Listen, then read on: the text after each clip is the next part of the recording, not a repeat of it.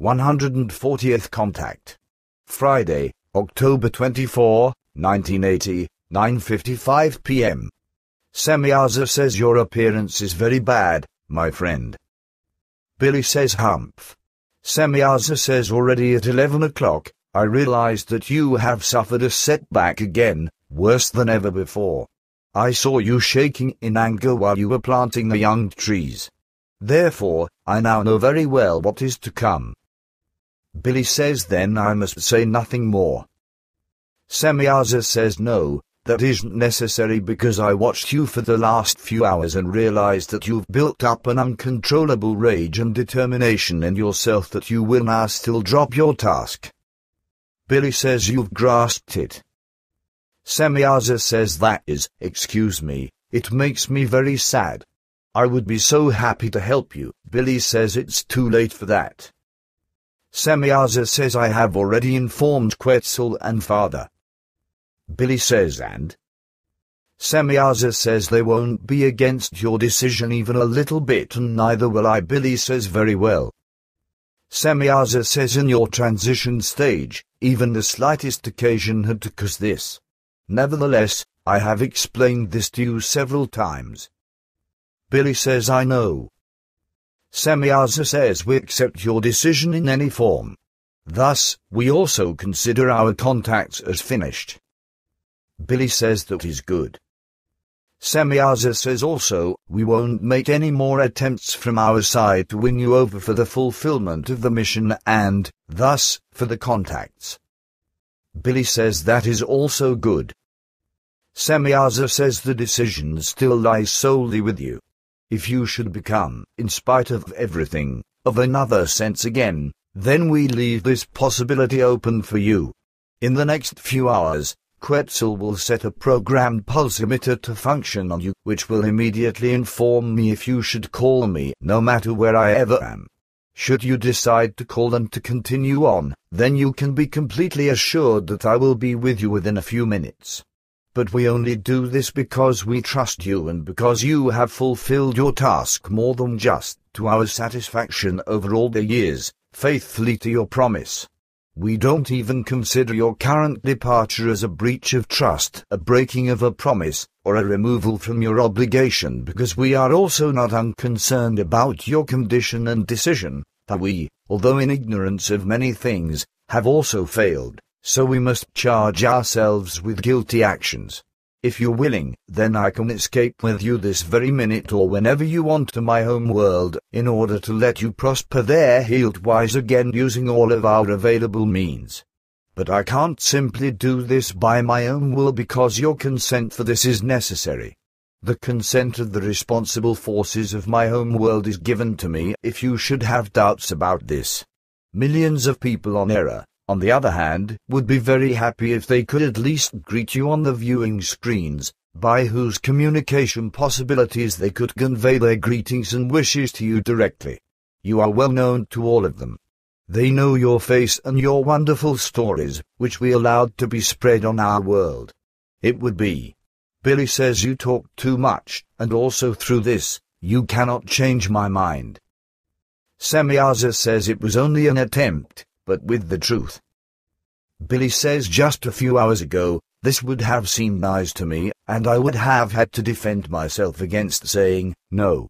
Semyaza says I still hold to my words and they will still be valid for months or even years, even if you don't want to return to Earth anymore. Billy says I will hardly make use of that. Semyaza says I think somewhat differently about that because I am still able to think quite clearly, as opposed to you, who thinks in a destroyed manner and only sees darkness around yourself. Billy says that also makes no difference. Semyaza says presently for you, but not for us, and above all, not for me. Therefore, and I love you very much, which you should know. Billy says I know that, damn it. Please don't make me hot as hell because everything already otherwise blazes within me. Semyaza says I would like to be supportive of you. Billy says oh yes, I also know that. Semyaza says I will, therefore explained to Quetzal that he should not set his pulsometer to function for anything but your health, and that, besides this, he undertakes a few more things. And Billy says, I probably can't prevent you from that, right? Semyaza says no, because I wouldn't even consider a request like that on your part. It should already be enough with the fact that you can't be helped now.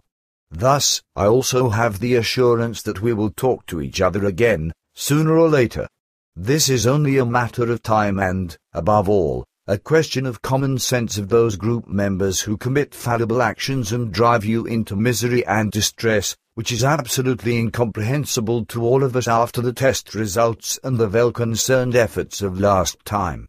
We simply don't understand it because no logic is found in all of the events. Somehow, it appears to us as if one or another group member could simply drift bluntly at times, without any sense, whereby extrovert vibrations take power over him, which he then expresses in the highly negative form within himself and allows to become effective. It is, however, incomprehensible to us that no defense is taken against it. Billy says, this doesn't concern me anymore. Can I go now?